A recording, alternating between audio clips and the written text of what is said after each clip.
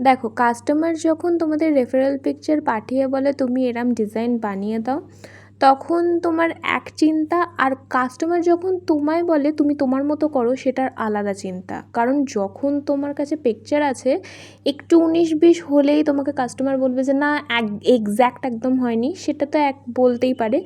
আর দ্বিতীয়ত যখন customer picture দেয় না, তখন মনে হয় যে কী বানাবো, কোন ডিজাইনটা বানালে কাস্টমারের ভাল লাগবে।